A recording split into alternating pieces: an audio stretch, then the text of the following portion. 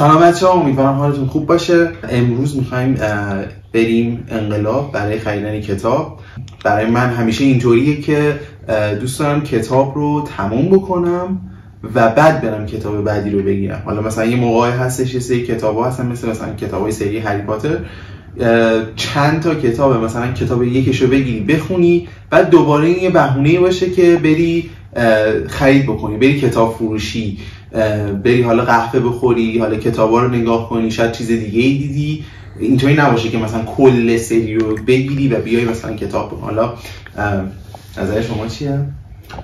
آره، ولی حتما نباید کتاب قبلی تموم بشه به نظر من، چون اینجوری باعث میشه که دیرتر کتاب رو بگیری هی پشت گوش بندازیش. ولی اگه بخریش سوق داری که اون قبلی هم تموم کنی زودتر. یعنی کل کتابا رو بگیری بهتره؟ نه کلش رو نه، ولی مثلا بعدی رو یه خورده بری زودتر بگیری. آها، یعنی تموم نکردی بری بعدی رو. آره. آها، اینم خیلی خوبه. دوست داری که وقتی میری کتاب بخری همراه با اون چه کارهای دیگه بکنی؟ مثلا میشه رفت یه کافه نشست، یا بیشتر مثلا کافه گردی باشه، یا آخه اونجا چیز دیگه ای، مغازه دیگه ای نیست، یا کتاب فروشی یا کافه است دیگه. خب پس بریم برای ولاگ انقلاب و حالا شاید کتاب فروشی دیگه ای رفتیم، ولی کلا ولاگ خرید کتاب از کتاب فروشی. اومدیم بیرون خب و دیدیم که هوا به شدت مناسب واسه پیاده روی. این مثلا مسیر پیاده روی و تندرستی صادقی است. خب و حتما یه ویدیو هم از اینجا بعداً خواهیم داشت که جای خیلی باحالیه، من خیلی دوستش دارم، مثلا برای پیاده روی خیلی باحاله. حالا از اینجا ما رد میشیم بریم متروی ایستگاه مترو ترش، اونجا سوار شیم.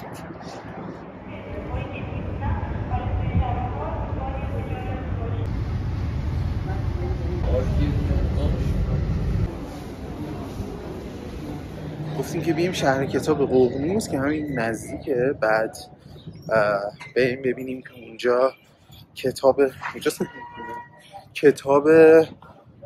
که میخوام رو در واقع ببینم به صورت ببینید اینا چاپا فرق می‌کنه، این موقع با کیفیت، این موقع بی کیفیت.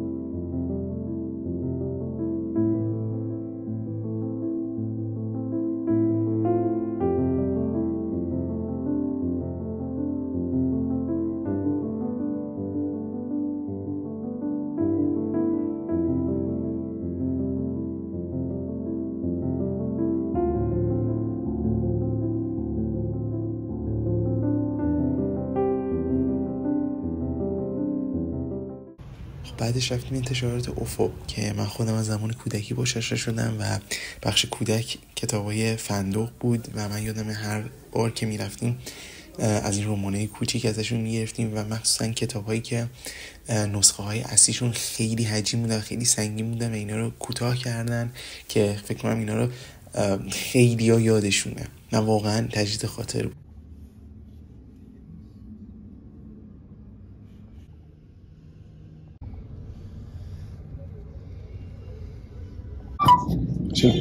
رولد دال بهترین نویسنده مرد انگلستان لقب گرفته است. به شدت این کتاب رو پیشنهاد میکنم. یعنی اینطوری نیستش که فکر کنید که مثلا واسه نوجوانی، واسه کودک، واقعا تو هر سنی میشه اینا رو خوند. حالا ما تو اون زمان خوندیم ولی حالا اینطوری نیستش که خب حالا واسه نوجوانی نمیشه خوندش.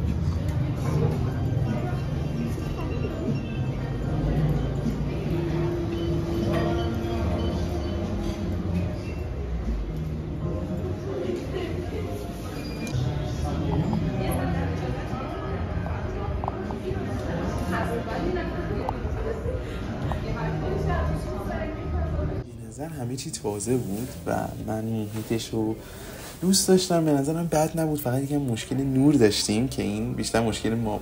و راجع به کروسان هم بگم که واقعا خوشمزه بود. یعنی من نمیدونستم چجوری میتونه یک کروسان اینقدر خوشمزه باشه. هم ترد بود، هم خیلی نرم بود، اصلا عالی بود.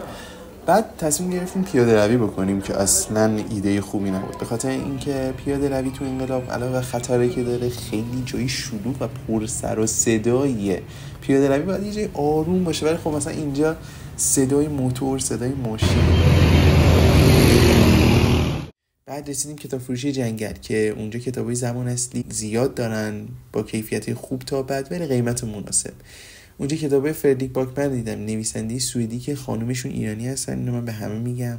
و کتابای پائولو کوئلو، نویسنده معروف برزیلی که دیگه همه میشناسنش و واقعا کتاباشو پیشنهاد میکنم.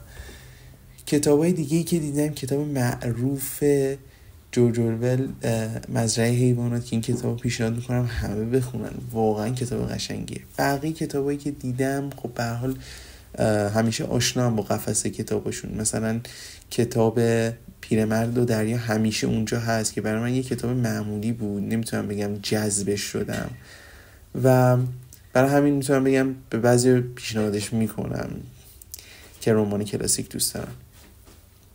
بعد رسیدیم به اون بخش کتابایی که خودم دنبالشون بودم.